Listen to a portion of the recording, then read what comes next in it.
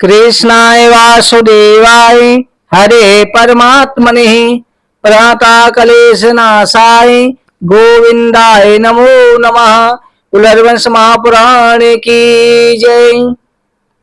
वैशंपायन ऋषि कहते हैं कि हे राजन, भगवान श्री कृष्ण को एक बार झूठा कलंक लग गया। राजा जन्मेजय ने पूछा कि भगवान श्री कृष्ण को झूठा कलंक क्यों लगा। वैशंपायन ऋषि कहते हैं, सत्राजित भगवान श्री कृष्ण का अनन्य भक्त था। उसने सूर्य भगवान की भी तपस्या प्रारंभ कर दी। सूर्य भगवान की तपस्या करते हुए सत्राजित ने सूर्य भगवान को प्रसन्न किया। सूर्य भगवान ने इस मंत्रक नाम की मणि सत्राजित को दे दी। उस मणि को धारण करके सत्राजित द्वारका में आ रहा था। ऐसा लगता था कि मानो दूसरा सूर्य आ रहा है। यादवों की दृष्टि चकाचौंध हो गई। सभी भगवान श्री कृष्ण के पास पहुंचे और कहने लगे कि प्रभु, आपका दर्शन करने के लिए सूर्यदेव आ रहे हैं। भगवान श्री कृष्ण हंसने लगे, कहा, द्वारका वासियों, वो सूर्य नहीं है, सत्राजित हैं। उसने मणि पहन रखी है, वो सूर्य के समान चमकता है। सत्राजित ने घर जाकर के अपने इष्ट देव भगवान सूर्य के मंदिर में ब्राह्मणों के द्वारा विधिवत उस मणि की स्थापना करा दी। नियमित नियम से उसकी पूजा करने लगा। वो मणि प्रतिदिन 8 बार यानी 1 से 80 तोला सोना नित्य प्रति देती थी।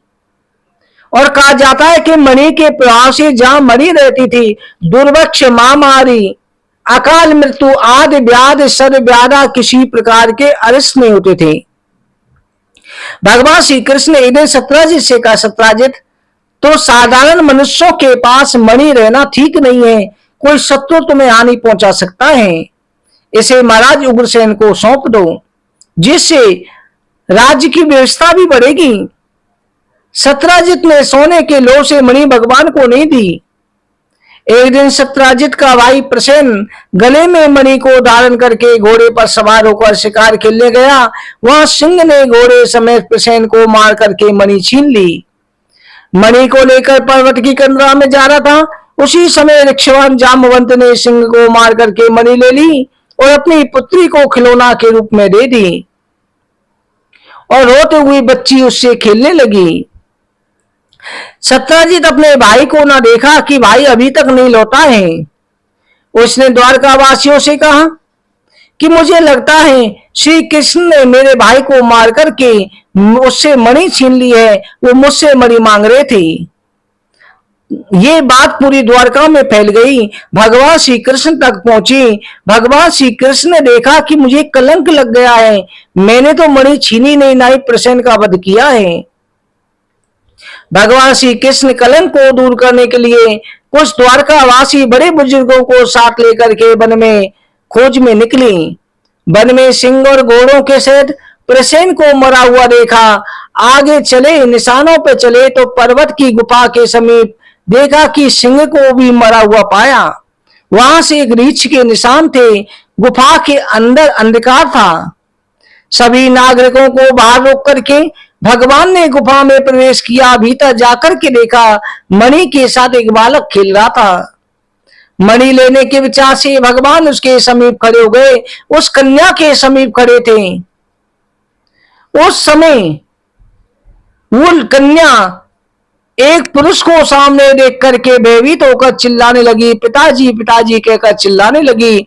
पुत्री की रोने के शब्द सुनकर के जामवंत दौड़ करके आए और अपने स्वामी को साधारण पुरुष समझ करके उनसे युद्ध करने लगे। पत्थरों से, वृक्षों से, बाहुओं से 28 दिन तक भगवान श्री कृष्ण का और उस जामवंत का युद्ध चलता रहा। भगवान श्री कृष्ण के मुष्टि प्रासी जामवंत का शरीर पसीने से लथपथ हो गया। सोचने लगा कि मुझसे अधिक बलवान कौन है जो मुझसे युद्ध कर रहा है। उसी समय भगवान श्री कृष्ण ने अपना स्वरूप दिखाया, राम रूप में प्रकट हो गए।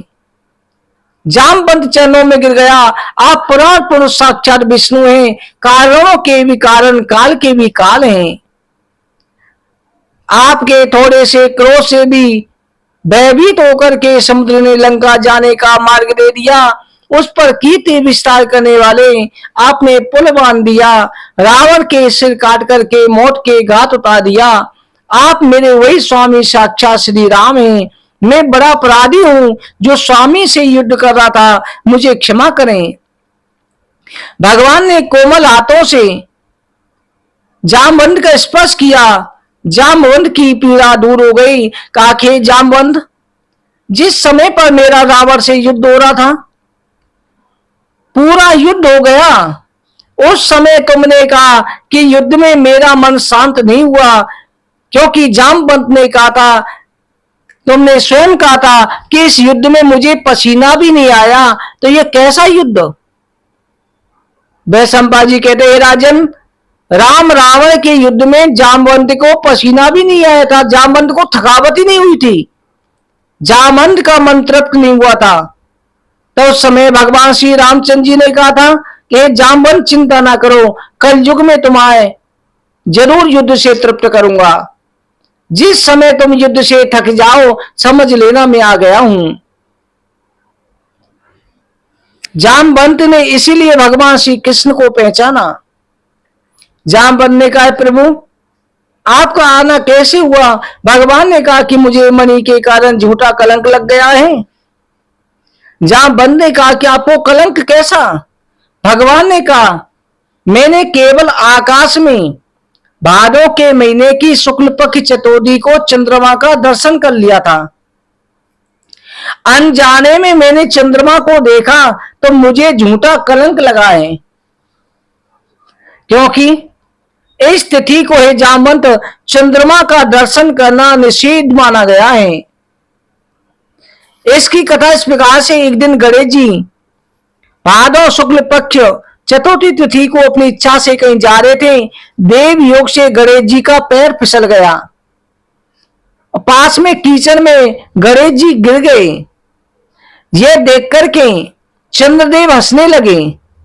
गणेश जी तो केवल लीला के लिए गिरे थे। चंद्रमा को हंसी आ गई। चंद्रमा को गणेश जी ने श्राप दे दिया कि आज के दिन जो तुम्हारा दर्शन करेगा उसे झूठा कलंक लगेगा। इस दिन चंद्र दर्शन नहीं करना चाहिए। स्वयं भगवान को भी कलंक लग गया तो इंसान क्या चीज है।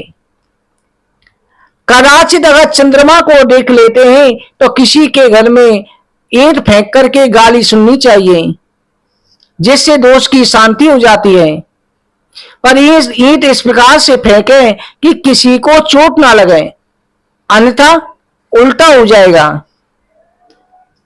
ये वृतांत सुनकर के जामवंत ने कहा, प्रभु आपको मणि तो मैं दे दूंगा, परंतु मेरी कन्या के साथ विवाह कर लो, क्योंकि राम अवतार में मैं आपको अपनी कन्या देना चाहता था। उस समय आपने कहा था कि कृष्ण अवतार में मैं आपकी पुत्री के साथ विवाह करूंगा, तब से मेरी कन्या कुंवारी बैठी हुई है। वैशंपा जी कहते हैं, राजन, जामवंत की पुत्री जामवंती जैसी नहीं थी, क्योंकि जामवंत देव पुत्र थे, नाना रूप धारण करने की शक्ति थी, और वो कन्या जो है देव कन्या थी। हरिवंश पुराण के अनुसार कन्या राम अवतार के समय उत्पन्न हुई थी, और जामवंत भी उस समय कन्या राम को देना चाहते थे, परंतु राम एक पत्नी व्रता थी।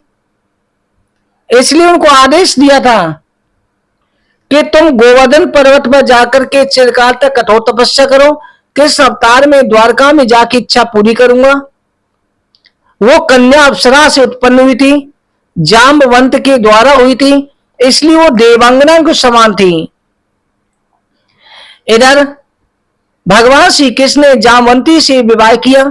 जामवंत ने मणि दहेज में दे दी। इधर द्वारका वासियों ने भगवान श्री कृष्ण की कुशल क्षेम के लिए देवी पुराण यज्ञ का प्रारंभ पाठ कराया।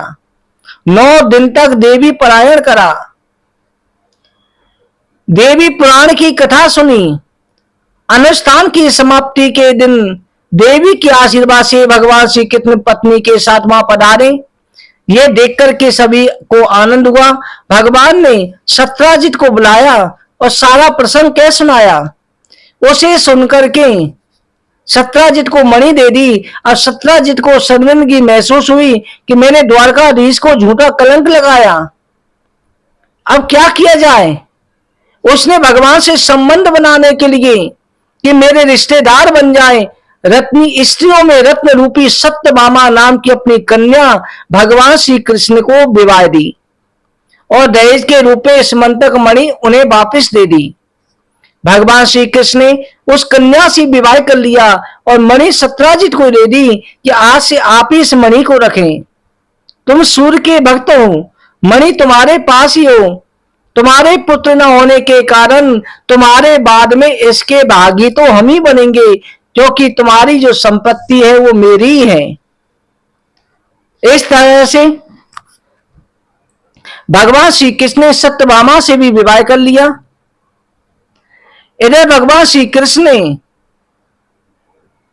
सतधनवा का भी वध किया, क्योंकि सतधनवा ने अक्रूजी के कहने पर कि ये सत्राजित अपनी कन्या हमें विवाहना चाहता था, श्री कृष्ण को विवाह दी, तो उसने सतधनवा ने सत्राजित का वध करके उससे मणि ले ली।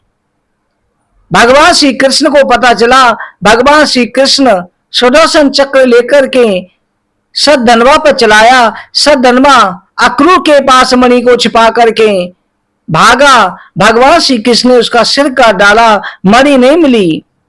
अक्रूजी उस मणि को लेकर के भय के मारे तीर्थ यात्रा करने चले गए। भगवान श्री कृष्ण ने अक्रूजी को ढूंढ करके कहा, अक्रूजी आप इस मणि के द्वारा यज्ञ पूजा पाठ दान पुण्य करें और द्वारका में जाकर करें, हमने आपको क्षमा कर दिया है। अक्रूजी वापस आ गए और आकर के द्वारका में भगवान की सेवा करने लगे।